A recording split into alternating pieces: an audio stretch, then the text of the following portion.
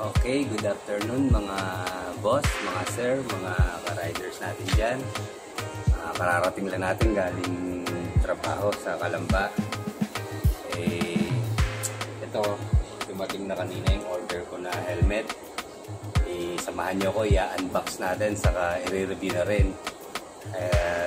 Yung helmet kong isa bumigay na, nasira.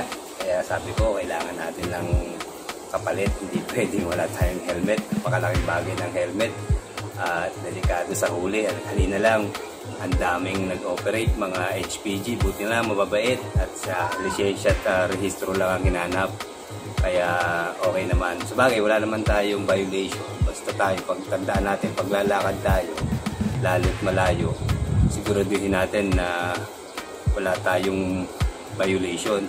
Kasi alam niyo naman, pag nagkaroon ng violation, napakahirap. Lalong-lalo yung mga ibang kasama natin, naghahanap ng mga padrino.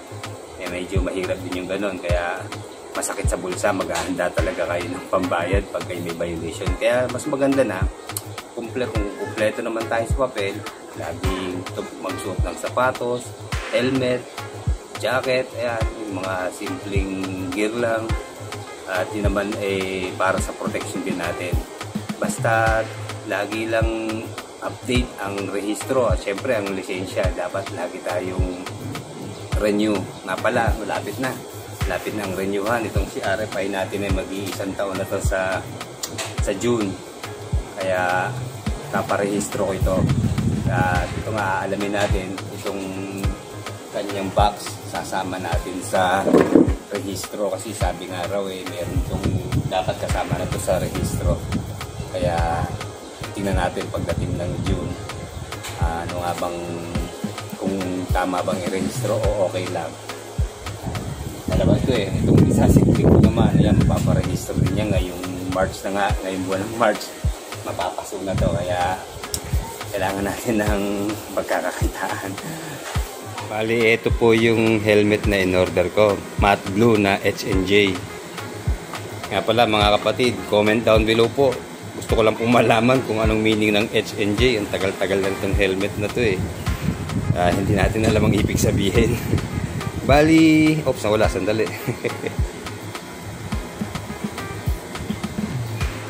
Bali, mura lang po itong helmet na to.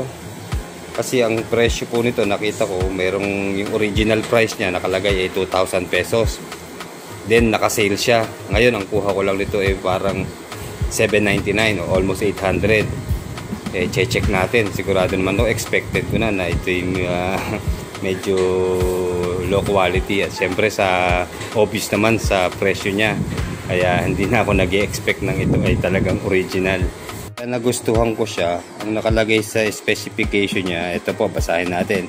H&J New Season Arrival Anti-COVID Full Face Helmet. Ayun, mukhang maganda siguro ang protection nito, lalo na sa pandemic. Siguro checkin natin mamaya kung bakit nga ba sinabing anti-COVID full face helmet ito. Pili natin tong matte blue kasi para nga naman terno kay Bayo Blue. Dito kay Bayo Blue kung RFI. Kasi tayo naka-matte blue rin na helmet na RFI, kaya mas maganda siguro pag tumerno si helmet. Sige, tara, i-unbox na natin at medyo na-excite na rin ako. Diniliver ni Ninja Van at sigurado papahirapan na naman tayo ito pagbubukas. Kaya ito, nag-extra na tayo ng cutter. At tara, umpisa na natin.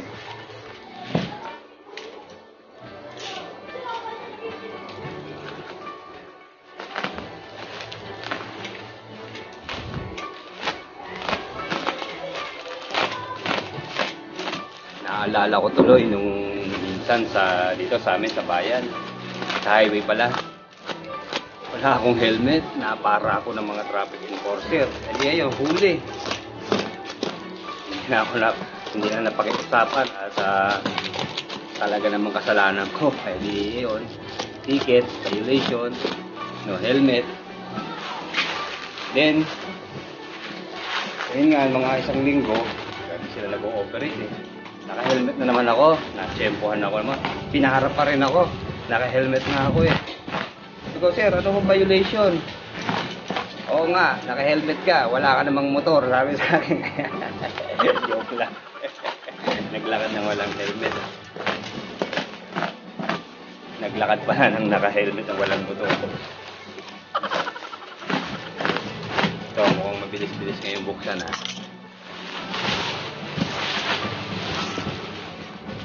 Oh, maganda yung bubble wrap niya. Ito. Maganda laro yung mga anak ko to.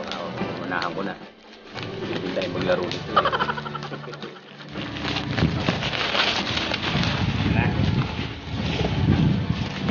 First impression ko po ay alam ko na napakagaan po.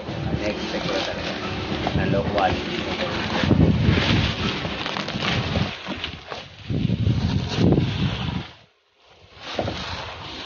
Tapos ko na itong alay.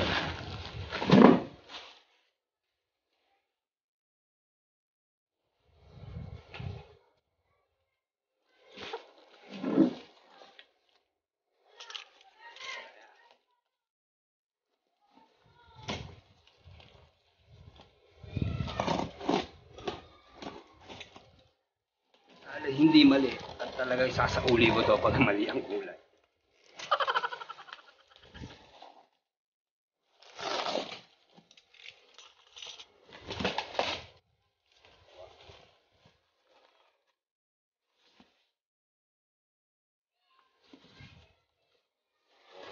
Meron siyang bag na maliit.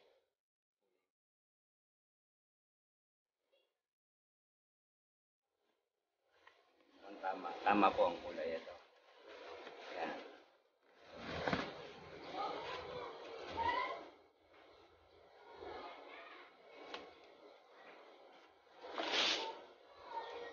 Okay. Ito, eksakto po. Ito mismo yun. Ito mismo yung in-order natin. Kaya lang talagang magaan. Ngayon, ang ito, paliwanag ko lang. Ang advantage ng, unahin natin advantage ha. Ang advantage ng mahinang klase ang helmet mo, maiisip mo na hindi ka pwedeng kaskasero sa pagpapatakbo kasi nga mahinang klase helmet mo. Dahil yun ang papasok sa isip natin pag tayo ay mahinang klase ang helmet. Hindi tayo pwedeng maging kaskasero, kaya mas magdodoble ingat tayo kasi alam natin na mahinang klase helmet. Karoon ako ng helmet, yun nga yung LS2, at nahirapan naman ako, sobrang bigat naman, kaya binenta ko na lang doon sa kasamahan ko sa trabaho. Kaya ito, i-review na natin. Dali na. Okay.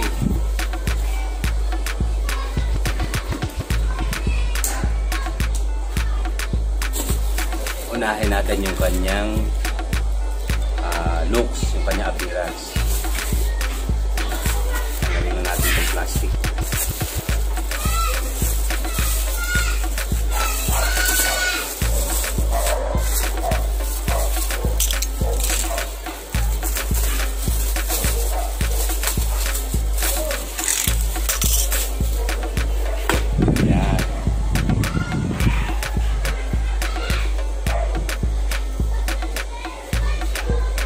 Nakakatawa pa oh. We manage your safety. Imbis na safety, safety oh. Ayan, hindi na na-check ang spelling. Pero ayos lang yun. Hindi naman yung importante. Yun lang ito mga kapatid. Yung kulay niya, panalo. Tamang-tama dito sa aking.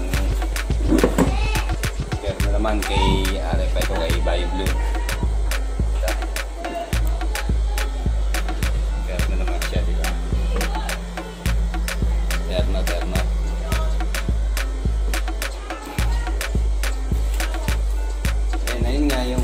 Design, unahin natin itong design.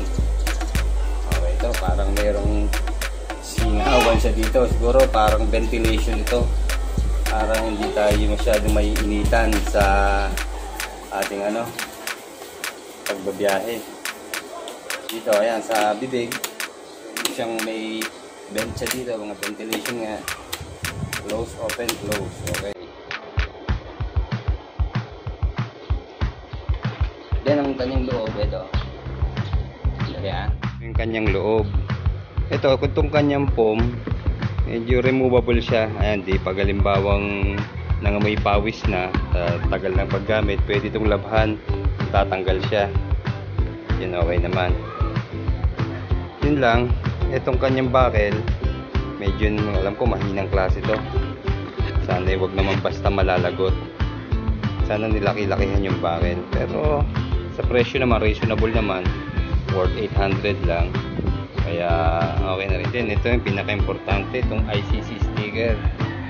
Ito rin ang isa sa tinitignan ng ating mga enforcer. Kaya walang alam kung siguro naman okay to, kasi ang alam ko, di ba, sticker nga ang dapat, yung parang silver ang nakalagay. Siguro naman ito yung parang certification niya, okay na siguro to. Isa naman sa nagustuhan ko, itong kanyang visor, tinted na. Kaya malaking bagay din itong tinted. Yun nga lang, hindi ko pa natetesting kung pag sa gabi pa pwede ba ito. Kaya titignan natin tanggalin natin itong cover nya.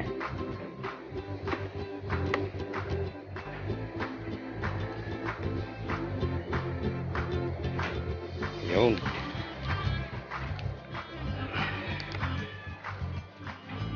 Oh, astig ang arrive dito. Ayun nga, single visor lang siya, wala na siya sa loob. Ay sigurado naman talagang single lang talaga. 800 nga naman ang presyo. Kaya susukat natin, titignan natin kung okay ba yung pagka-tinted nya. Yun, okay, eksakto sa shackle.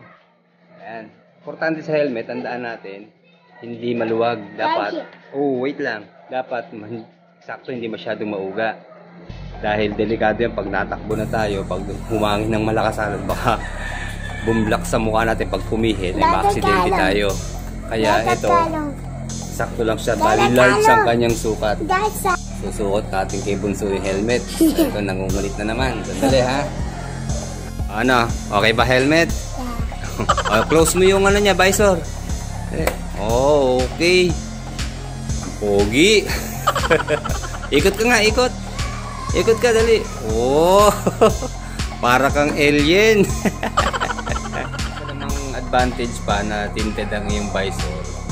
Yun, kahit na pantulatan mo o mainis ka dun sa nakasalubong mo, kahit na pantulatan mo ng mata, hindi ka makikita. Kaya okay lang, hindi kasi yung pag eye to eye contact, yan ang nagdadala minsan din ng gulo yan nag-umpisa away Kaya maganda rin itong isa pang advantage ng tinted ang ating visor. Ayun na nga, hindi tayo makikita kung anong expression ng mukha natin. Kaya okay pa rin ito ang tinted na visor. Yung pagka-tinted niya, okay lang sa maliwanag, pero hindi ito pwede sa gabi na itataas mo talaga. Magdadala ka na lang siguro ng extrang salamin, yung transparent, para hindi ka mapuwing pag natakbo. Kaya hindi ito pwedeng gamitin sa gabi na nakababa, at alam ko delikado to. Siyempre iba pa rin yung mas malinaw ang vision natin lalo't natakbo tayo. Mga kapatid, hanggang dito na lang. Ito po hindi ko mai-rekomenda talaga dahil magaan po siya, talagang parang compliance na lang po ng pagsusuot ng helmet. Pero ito honest review po ha, maganda po siya, kaya lang siyempre yung tibay hindi natin pwedeng asahan po kasi parang napaka-nipis po, magaan. Nga lang tumerno naman kay RFI, kaya iingat na lang tayo, doble ingat sa papatakbo. Yun na lang siguro ang advantage na pag medyo mahinang klase ang helmet. Okay, sige mga ka-RFI, hanggang dito na lang at baka marami pa kayong gawain. Inaabala ko kayo. Tatandaan lang po natin, lagi tayo magsusuot ng helmet, pag-iingat po sa pagmamaneho, lalo ngayon na maraming biyahe po tayo mangyayari kasi nga po ay summer. Kaya doble ingat po tayo sa pagmamaneho. Sige po, maraming salamat po. Hanggang dito na lang. Like, share, and subscribe lang po sa ating channel. Maraming salamat po.